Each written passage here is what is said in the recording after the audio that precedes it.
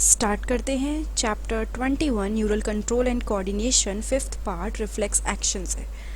Now reflex action and reflex arc, इससे पहले हम लोगों ने काफ़ी कुछ पढ़ा about central nervous system, about brain. Now अब हम पढ़ेंगे रिफ्लेक्स एक्शन के बारे में। You must have experienced a sudden withdrawal of a body part which comes in contact with object that are extremely hot, cold, pointed और animals that are scary और poisonous.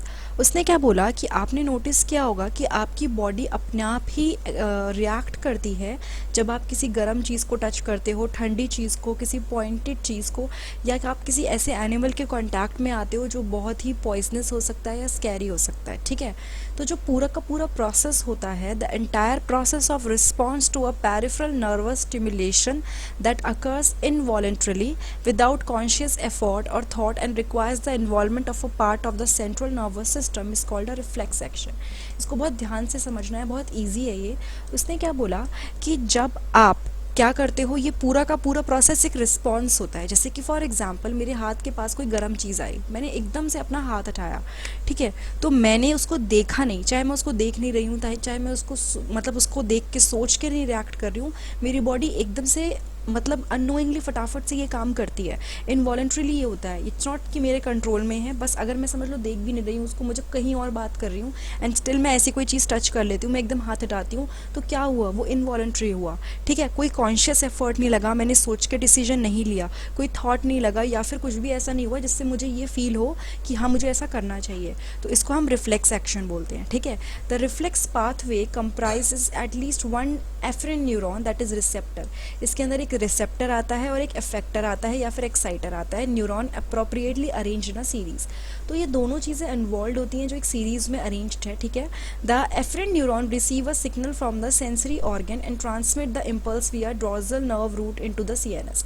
ये चीज़ ना आपको बहुत ध्यान से पढ़नी है। एक्चुअली हमने इसको पहले भी पढ़ा है छोटे क्लासेस में, अब थोड़ा सा उसका कितना अपग्रेडेड वर्जन हम लोग पढ़ रहे हैं। तो एफरेंट न्यूरॉन क्या होता है, वो सिग्नल रिसीव करता है। अब सिग्नल कहाँ से रिसीव करता है, सेंसरी ऑर्गन से। ठीक है, अगर आप देखना चाहते हैं तो मैं आपको दिखा भी सकती हूँ। फॉर एग्जाम्पल यहाँ पे क्या हुआ, देखो ये पोर्शन वो है जहाँ पे स्टिमली है।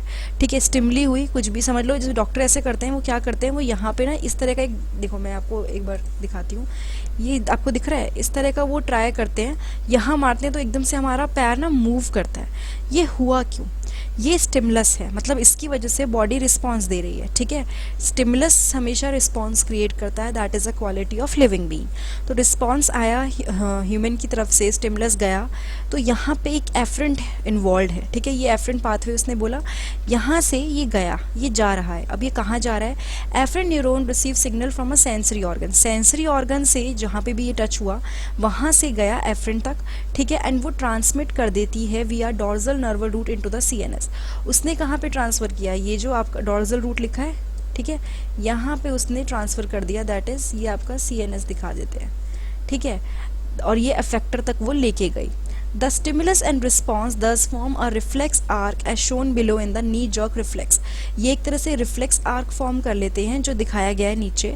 You should carefully study figure 21.5। अब आपको ध्यान से पढ़ना चाहिए 21.5 तो समझने के लिए नी जर्क रिफ्लेक्स को। ठीक है, अब यहाँ पे क्या बोला उसने, ज़्यादा नहीं डिटेल में बताया, बेसिकली यहाँ से गया मैसेज, ठीक है, वापस यहीं से आया। ये आप देख रहे हो, एक मिनट रुको मैं आपको दिखाती हूँ। ये अगर आप देखो, ये आप देख पा रहे हो कि वो वापस भी आ रहा है, एक जा रहा था और एक वापस आ रहा है। ठीक है, कलर चेंज कर देती हूँ, आपको अच्छे से समझ में आएगा।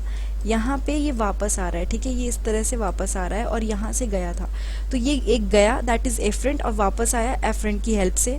ठीक है, और यहाँ पे आपका फिर वो रिस्पॉन्स दिखाता है। तो ये सब कुछ आ जाता है आपका reflex action and reflex arc में। ठीक है, इस पूरे को अगर आप यहाँ से यहाँ तक पढ़ेंगे तो आपको समझ में आएगा ये रिफ्लेक्स एक्शन की बात हो रही है।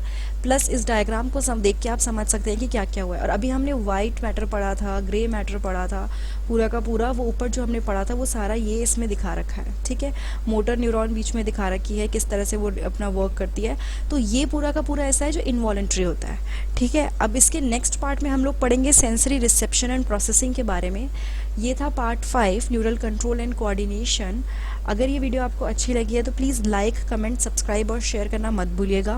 और अगर आपको इस चैप्टर के और पार्ट्स देखने हैं तो आप डिस्क्रिप्शन बॉक्स में जाइए, आपको सारे पार्ट्स मिलेंगे। और सबसे इम्पॉर्टेंट चीज़, अगर आपको 11th और 12th बायोलॉजी के और चैप्टर्स देखने हैं तो आप डिस्क्रिप्शन बॉक्स में जाके प्लेलिस्ट का लिंक देख सकते हैं, या फिर आप मेरे चैनल पर डायरेक्टली प्लेलिस्ट में जाइए और वहाँ पे आपको दिखेगा बहुत सारी प्लेलिस्ट, जिसमें आप 11th बायोलॉजी और 12th बायोलॉजी की प्लेलिस्ट में जाके सारे चैप्टर्स ढूंढ सकते हैं। Thank you so much.